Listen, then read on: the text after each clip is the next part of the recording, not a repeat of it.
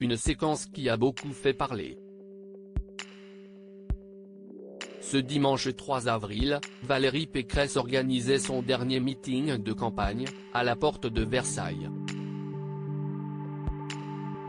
L'occasion pour la candidate à l'élection présidentielle d'unir ses troupes avant le premier tour de l'élection. Oui mais voilà, s'il y a bien une seule chose que ses détracteurs vont retenir, est-il la prise de parole de Yann Verling, écologiste engagé aux côtés de Valérie Pécresse.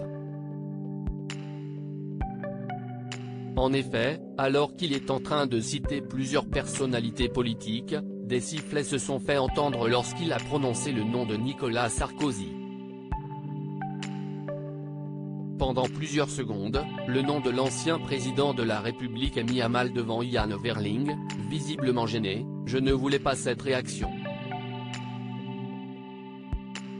Bien au contraire, vous devriez l'applaudir parce que est-il lui qui a fait le Grenelle de l'environnement, a-t-il lancé, tentant de calmer les ardeurs de ses militants.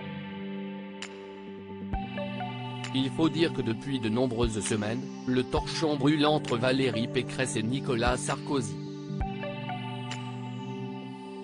En effet, selon les révélations du quotidien Le Parisien, l'ancien chef de l'État voudrait s'éloigner au maximum de l'élection présidentielle. Il a choisi d'être dans une forme de distance dans cette campagne, qui se déroule dans un contexte très particulier, ont confié des proches de Nicolas Sarkozy.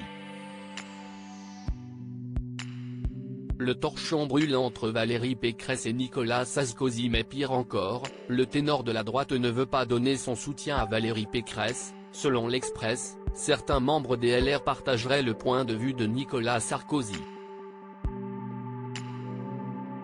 La candidate Les Républicains aurait été une bonne candidate il y a 20 ans, dans un contexte gauche-droite classique, mais là, est-il trop vieillot par rapport à la concurrence, aurait confié une source souhaitant rester anonyme. Valérie Pécresse va donc devoir faire sans Nicolas Sarkozy qui était d'ailleurs invité à son dernier meeting. Loading Widget.